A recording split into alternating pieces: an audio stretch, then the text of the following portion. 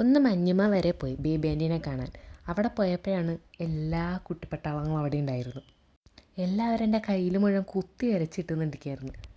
എഴുതി പഠിച്ചാത്ര എഴുതി പഠിച്ചത്.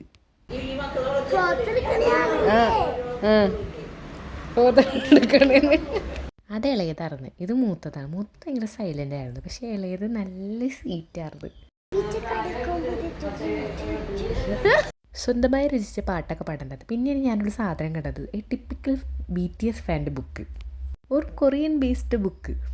കുറേ സാധനങ്ങൾ എന്താണെന്നൊന്നും മനസ്സിലായില്ല. BTSൻ്റെ സാധനങ്ങളൊക്കെ കുറച്ചൊക്കെ മനസ്സിലായി. അത് ഞങ്ങൾ അവിടെ നിന്ന് ഇറങ്ങി ഏലൂരെത്തിയപ്പോൾ ആരോ എൻ്റെ അടുത്ത് പണ്ട് പറഞ്ഞത് ഉപ്പ് ഫാക്ടറിയാണ്. അതും വിശ്വസിച്ച്. ഇതൊരു 99 രൂപയ്ക്ക് ഞാൻ വാങ്ങിച്ച ചെരുപ്പാണ്. എന്ത് സുഖമെന്നറിയോ, റിലയൻസിൽ നിന്ന് വാങ്ങിച്ചത്. അത് കഴിഞ്ഞ് ഈടൂന് 30 വന്നപ്പോഴത്തേക്കും ഈടൂന് രാത്രി ക്രേവിങ്സ്. 2 കാടമുട്ട പുഴുങ്ങി കൊടുത്ത് കഴിച്ച് കിടന്നുറങ്ങി. അവനെ പഠിപ്പിക്കാൻ ആൻറ്റി പെടാപ്പാട് പെട്ടായിരുന്നു. അത് കഴിഞ്ഞ് ട്രൈബിലെത്തിയപ്പോൾ അവിടുത്തെ യൂണിഫോം പോലെയായിരുന്നു എൻ്റെ കോസ്റ്റ്യൂം. അവിടെ ഒരു പാമ്പിനെയും കൊണ്ട് നടക്കണ്ടായിരുന്നു, അത് എടുക്കാൻ മറന്നുപോയി. പിന്നെ അമ്മക്ക് മുടി വെട്ടി, ഉണ്ണിക്കും മുടി വെട്ടി, ഞങ്ങൾ ത്രെഡും ചെയ്തെല്ലാം കഴിഞ്ഞ് വീട്ടിൽ പോന്നു. ബായ്.